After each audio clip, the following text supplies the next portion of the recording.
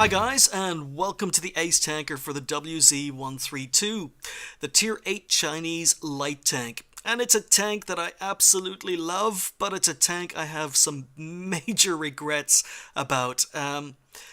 You see, the WZ-132 Tier 8 Chinese light tank is one of the tanks that leads on to the WZ-120, the Tier 9 Chinese medium tank. But the other way is through the Tier 8 T-34-2. And I bought the T-34-2 and the WZ-132 at the same time. And there was no point in grinding out two tanks that led to exactly the same place. So I made a decision, even though this tank's been in my garage for quite a long time, I made a decision to not play the WZ-132 and grind out the WZ-120 using the T-34-2. And that is a decision I regret immensely, because I found the T-34-2 being a very, very generic average tank that wasn't, to be honest, that much fun to play. And I absolutely love the WZ-132. And if I could rewind time, if I could go back in history, I would grind out the WZ-120 using the WZ-132. But as it is, I ended up selling the T-34-2, keeping the WZ-132, even though I hadn't been playing it and it was in my reserves for a long time. And now I've finally started playing it more. And I love it. I absolutely love this tank. We are here on Erlenberg. This is my first Ace Tanker on it. It's a Tier 9 game, so it's quite a favourable matchup. Only 3 Tier 9s on either side. Let's just get going. Now, quite a lot of my games in the WZ-132 up till now have been scouting, and I've made a conscious decision, or I made a conscious decision at the start of this game to actually be a damage dealer, to stop scouting and to actually just be a damage dealer.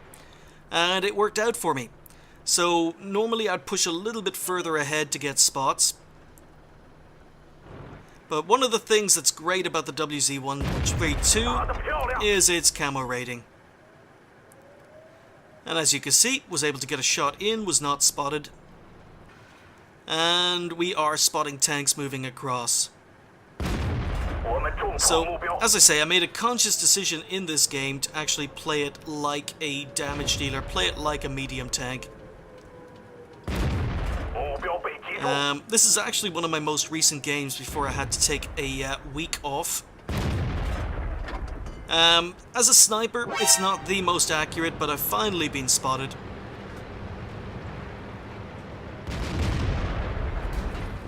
Oh. And I just rammed someone. Completely accidental, tunnel visioned. There's the first damage I've taken. So I reckon I've dropped off radar by now, but as I say, I'm simply playing this as a medium tank. There is RT in play, as that T-29 has just discovered.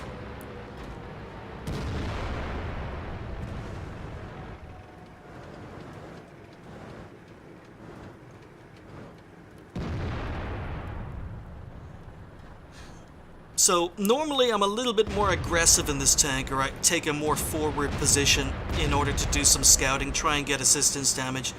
But as I say, in this particular scenario, I decide I'm just going to hang back, wait for a break in the enemy lines before making a move. I'm going to play a little bit more passively and do a little bit more damage dealing. So trying to damage a hold down M103 is a losing proposition. I decide I'm not going to go for it. But looking at the enemy team, I decide, yeah, maybe it's time to make a move. There's a Yag Tiger down here, and if I can get to his rear, then there's only a VK protecting him. So I'm moving up, I'm rushing up. There is enemy RT in play, but I reckon this guy can't turn around in time. So now the only tank I need to worry about is that 3002D, and I could just put a couple of shots in here, and we'll fall back. So you can see the rate of fire is very, very good on this gun. The alpha damage can be quite good. The Yag Tiger's coming for me, so I track him in place for our RT, wondering if he's going to use a repair kit, and it looks like he did. He's used his repair kit. But I'm still on the move, I've run in, done my little damage dealing, and now I can fall back, but let's talk about this gun. It's I'm using the 100mm, it's the final gun, 189mm of penetration, 250 alpha damage. So now I'm just trying to spot the guys on the ridge, trying to spot the super Pershing. Oh, and the VK finally came out to play, so there's the first damage I've taken. So I'm staying on the move, there is enemy RT in play.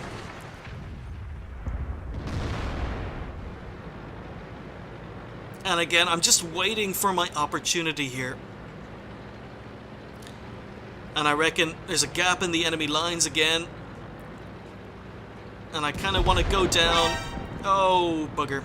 I was hoping to manage to sneak down, get this Yag Tiger before the Super Pershing spotted me, but his corpse spotted me before I could make my move. So again... Oh, unfortunate bounce. But as you can see, I'm playing this like a damage dealer, I'm playing like a medium tank right now. We track the VK-3002D, I'm hoping someone else can finish him off. But it doesn't look like it, so we put another shot in. I've been tracked, and I thought the Yag Tiger was coming for me, but he fires at someone else. So I don't waste my repair kit. Finish off the VK. I'm up to 2,400 damage. That's my first kill. And the Yag Tiger is just fired. There's an M103 protecting his rear. And again, I'm being patient. I'm just waiting for my moment. And again, I get spotted going across the gap. But I notice that the Yag Tiger has turned. Trying to get shots on his lower glacis, but don't. Go for the kill on the T-54-E1 instead.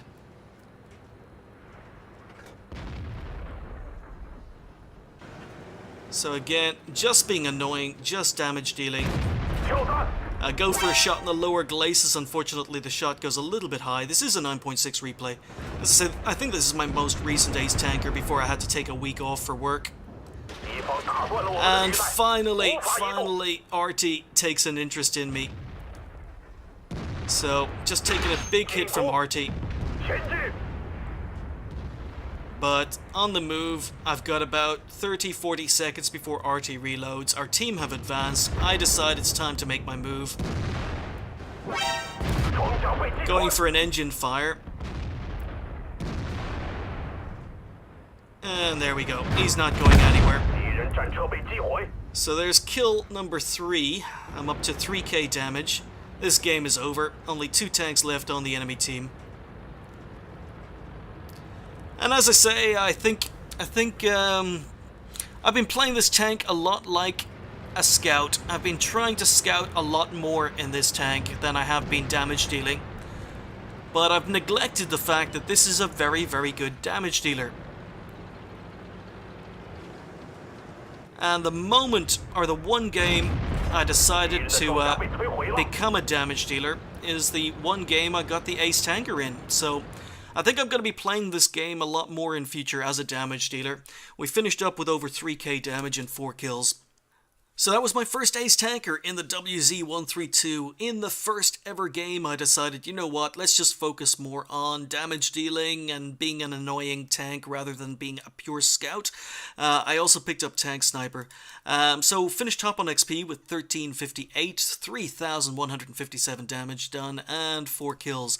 17 shots fired, 16 hits, 14 penetrations. The final gun on the WZ-132 is very, very good, although I have seen quite a lot of players using the second last gun. I like the final gun, but that's just me. Happy with the damage. I received 3 hits and all 3 penned. It's a light tank, you've got no armor. Expect to get penned by everything. Spotted 8, so even though I wasn't going into this game as a scout, I still managed to spot 8. Damage 7, destroyed 4, did 1,820 assistance damage, and finished up with 38,500 credits with a premium account. 2,000 XP overall on a ×2 first game of the day. Left me on 4,000 XP. Very, very happy. As I say, one of my problems with the WZ-132 is the fact that sometimes when I play this tank, I go into a game in the mindset that it's a scout. And I try to play it basically as a pure scout, because one of the biggest strengths this tank has is its camo rating. It has one of the best camo ratings in the game. And I used to play it, or I do play it, a lot like a scout and a passive scout, and I was doing okay in it. I was enjoying the tank, but I think I finally went into this game, and as I say, I decided, you know what, let's just play it as a damage dealer. Let's just play it as a medium tank. And there we go. First time I changed my mindset playing this tank. It's an ace tanker. So I think the WZ-132 is a very, very good tank. It's a very, very flexible tank. If the map allows it, you can play it as a very, very good scout. And if the map doesn't allow it, just play it like a medium tank and play it like a damage dealer. And it all worked out for me. So, hope you guys enjoyed watching. I'll see you next time.